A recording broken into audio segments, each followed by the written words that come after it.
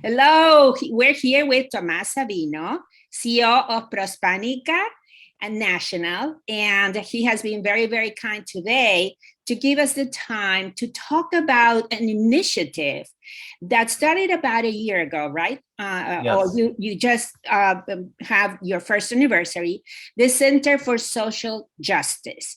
And we wanted to know, and we wanted to interview Tomas and talk about why Prospanica, with your vision, I'm sure, saw the need for starting and building this Center for Social Justice. Well, good afternoon, Susanna. Um, yeah, about a year ago, there's three main forces for the creation of the center. Um, One is we've seen corporate America. So Prospanica before Nashimba never spoke, even culturally, about social justice issues. That means even at the dinner table, we didn't talk about it, and there's a good reason for it. As a person from the Bronx who's been in Hispanic organizations his whole life, this is the most politically diverse Hispanic organization I've been part of. Before previously National Society of Hispanic MBAs. We're Right. national, and so to preserve that culture and focus on the mission, that was a subject we decided culturally to not discuss because it could be divisive. Correct. Um, Which and so that usually, worked. yeah, most organizations don't want to talk about those issues because it's, yeah, divisive. Right. Right. But there's been like three key things that have happened, that I think essentially, I don't want to say force, but that are drivers. And so one is corporate America is far different, say from 1988 than it is today. If we look at the conversations and the statements they're making and the efforts they're making, the conversation is vastly different, and most commonly the diversity efforts they're making, and the way they're trying to open and change their culture, is far more compelling today than it was, frankly, even 5 years ago, right? Let Correct. alone in 1990. And I've been around long enough. I remember the tone and the conversations with corporations, with organizations like ours. They would never think of having those conversations that way today. So corporate America is saying it, right? There's all sorts of efforts out there where corporate CEOs of Fortune 500 companies are saying we must have a just society, and here are the issues, whether it's Georgia voting rights. We see this all over the place, and so that's one key thing. The corporations, who are key funders to everything we do, have Correct. have essentially changed where they are. I think, because we've never spoken about it, it's a missing component of what we speak about as Prospanica. We want to promote education, but social justice issues impact the Hispanic community and how we get educated. They impact how we graduate, where we live, all those sorts of things. So it's important to fold it in. It's a missing piece, of what we talk to when we want to work with, say, young professionals doing professional development. So Right. that's the second piece. We've never really addressed it, and creating a center, at least for 5 to 10 years, is a way to incorporate. We're good at talking about education. We're good at Correct. talking about uh, Professional professional matter. development, career Right. development. Right. That we do almost in our sleep. We don't do it in our sleep. We're very mindful, but we do almost in our sleep, and so, it's a way to try to fold it into the DNA, carefully, because again, it could be divisive. Right. Um, and then thirdly, the third driver is, Generation Z very specifically, but also the events of the last year with the pandemic, and the special impact, negative impact it had on the Hispanic community, and the murder of George Floyd. Generation Z leading the way, but all generations have kind of changed a little bit in regard to this, have demanded that, the impact we always had was more generational. We'll Right. get more educated, we'll get more leaders, and over generation. And basically what they're saying is you got to have impact now. Right. And so you got to address these things head on. We expect, listen, the younger people expect their corporations, where they work and where they put their money, to address these issues now. Yeah. Certainly, as being members of an organization like Prospanica, they Demand. fully expect us to take them on now. So Right. those are the three drivers that I said, we have to create this. and start this effort. Right. Well, that was my next question, actually. What was the reaction of the members? Because you talked about the corporations and your funders and your supporters. What was the reaction of the actual by generation? You know, it would be interesting to know by generation, you know, how the members reacted. Yeah. So, it's interesting. So I've not done a full study of the group, but I have a sense of, Yeah, no, you so may of know course, I'm an, conversations, right. right? And, in a previous life, I used to do a lot of statistical work. So I always have a sense of what are the numbers doing and what's the demographic. Look, overwhelmingly, with caution, right? Everybody, okay, what are you going to start advocating? Are you going to start pushing politicians? We're not doing that, right? And so the first question they ask is, okay, what are you doing? So one, and this is a long way to get to your answer, but first goal is to prepare our members to speak about these subjects in a professional, non-divisive manner. A lot of Hispanics, if we're the only one in our corporation, at the dinner table in the communities we live, are now expected to speak about them. Before we were expected to be quiet, right? Don't speak about that stuff. And in my career, that was the expectation. Social justice and being Hispanic was separate from where I worked. I didn't bring it up. So because we have to know how to discuss it. And then, a lot of people, we just grew up doing accounting and then doing finance in the MBA programs. We didn't grow up learning to have these type of discussions.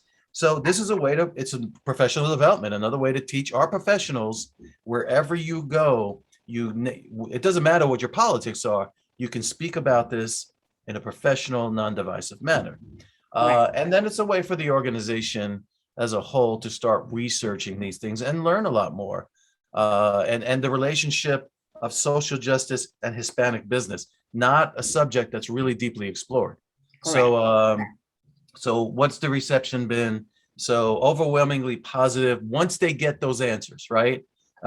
This group, good for them, first wants to know the questions you're asking, right? They want to know, okay, what are you doing and why are you doing it? Once we're there, overwhelmingly, have we received some negativity? But to be frank, it's been a couple of individuals. To be frank, it's some on the right and some on the left.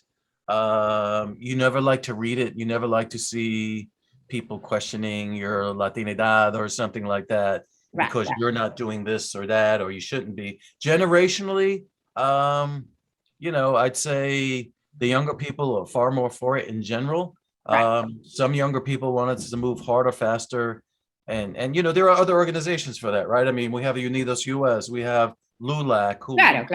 More politically oriented, yes. Yeah, and so that's kind of where you need to go right now, and we work with them, as the community. Yes. We see that when I would say yes, there's no question. My peers of my age group have been far more cautious and have questioned. Now, no one's come out and said absolutely don't do this, but they've challenged me a great deal, and they're careful based on the success of the organization over the decades, and maybe based on their own. This has worked so far, but I'm like, look, the young people no longer, and you're building a legacy for them. You're building a legacy. You're building an organization that eventually they're going to become the leaders of. So, right? So and they have to be able to speak about this. They have to be able to, because these are the times that are running right now. Now, let me ask you something else, Tomas. Are you also lobbying? I understand that this is not partidist or even political in the sense of supporting politicians, but are you lobbying for certain regulations? Are you lobbying for certain, transparency acts or that sort of ESG initiatives, for instance, more diverse and inclusive corporate environment regulations? So in terms of formal lobbying in a political sense, we are not there. And I think we'll always have to be careful with that given our nonprofit status. But that being said, have we supported initiatives like, say, the Hispanic Promise? I think you may be familiar. That in a business sense, we have. A year in, we're still building, and I think we've actually had to build a lot of muscle because when we started this, there was a lot of passion behind it. We didn't realize the amount of work behind it. Social Yes, justice, I mean, it's endless, right? It's a subject that's endless.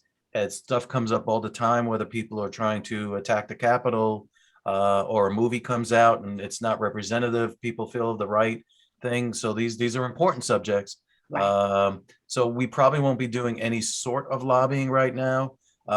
There are some light things. We opened our scholarship up to DACA uh, Okay. folk before. Dreamers, So, the dreamers, that's not yes. necessarily a lobbying thing, but Right. it says something Yes. about we've never done anything like that before. So, but that's where we'll stand right now on that. And we're still very careful with the political world. Well, one, because listen, we're not very experienced with that, and Right. two, the politicians can be tough, and I rather go talk to my peers at Unidos US and LULAC, for instance, and kind of get their take on it. Uh, Got it. so Yes, yes. Advice from the people who are more experienced in that field or environmental. Obviously, it's very, very, very important. Okay, so what kind of organizations like ours, like Latinas in Business, and we are also a professional, organization, a 501c3. We are very careful about, being more or less in the middle ground, not touching political issues directly, but we do celebrate our triumphs, and we criticize the things that we see that they're not building our community. So how can we support the center? How can organizations like ours support the center, small like chambers, or who are you looking yeah, for to support your organization, your initiative? yeah. So that's a good question because we've asked it recently, right? And sort of some of that question is, what is everybody else doing, and how does the world fit, right? What is Susana we're doing? What is Unidos doing? What is Claro, Acera doing? claro. Alpha, what is that doing? What's missing? Because there's space for everybody, right? Some people just put out a statement that's perfect. Some people do this journal that we do that's perfect. Some people do academic. So and then how do we work together to be most efficient is kind of my question, frankly. Claro, claro. That's So my I mean, I think question. the good thing, particularly with our partnerships, is awareness.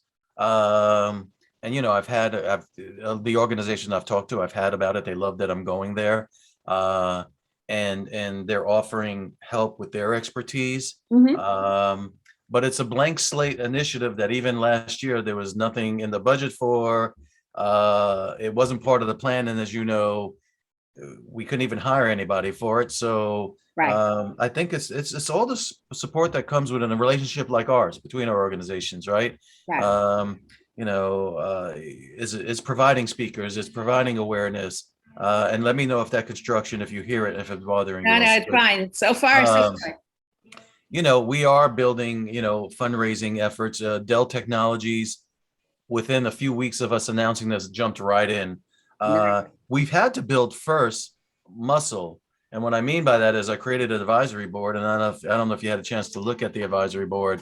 Um, I but saw a couple people, yes. yeah, the three of them make a phenomenal team. Hmm.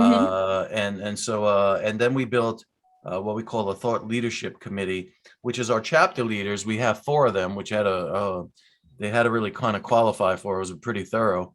Right. And so they're also helping us think through, execute against things. And frankly, I think, thank you for registering. You just registered. And of course, we have a lot we want to get up there and events we want to do. Right. And we feel only in the next few months, our conference is coming up, which will slow our efforts a little, Right. that we're only now running on a day-to-day basis, right? It's not event driven. And we hope people engage, and we hope to bring people in, and maybe to do this interview in reverse, in a way, right? And tell us about what's going on with you and how you're impacting in your relationship to social justice. So, I mean, that's where we're going. But I Right. guess just the partnership, and awareness and what you're doing now is great. Right. If you have $100 million you want to share, that's fine. But I but wish. I wish I could be. I could do that. so that being said, I wouldn't even be able to use it because we are being mindful of doing what we know how to do. I probably would with big funding, and there's some funding out there, I'd probably hire some fellows who actually know what they're doing. That being said, again, I have my advisory board. I don't know if you attended like the colorism thing, Dr. Laura Quiros. I Um, I, I couldn't that yeah, day. yeah. So no, I couldn't get in the registration. Yeah. yeah. So I mean, listen, she's a professor. She does corporate consulting. She's done research on colorism. Right. Right. So where she sits, and then juxtaposed to Dr. Damon Kelly, who has a PhD, but he leads one of the largest what he calls we would call social service organizations in this New York City. He calls it social change organization, Lutheran Services. And Right. then I have Richard Lopez, Director of Diversity at Dell Technologies. This group brings a little different take Right. in a space we didn't have.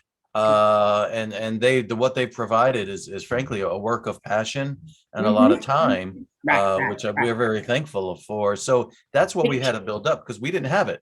Claro. Uh, And time is a lot of money. I mean, you could have had to pay for that, and right. No, it's also absolutely. doing it for with passion, like you say. Well, what we can offer you, and I don't want to take a lot of time. For I mean, no, you're super busy. What we can offer is our space, of course, of the magazine. Anytime that you have news, or please share with us, or we can do interviews with Laura as well, Quiros. And also, we have two events, remember, Tomas, every year, the National Conversation with Latina Leaders, which is one is in March and the other one is coming up at the end of September or first week in October.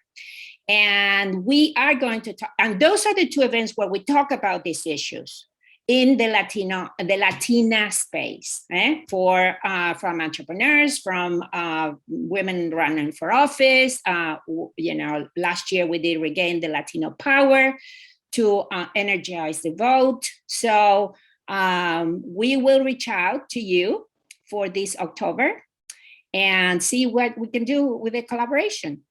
No, that sounds great. That sounds great. That's great. Okay. Thank you so much, Tomas. I hope right, thank you. turns out fantastic. Okay. Bye. Good to see you. Good Bye-bye. to see you too. Bye-bye.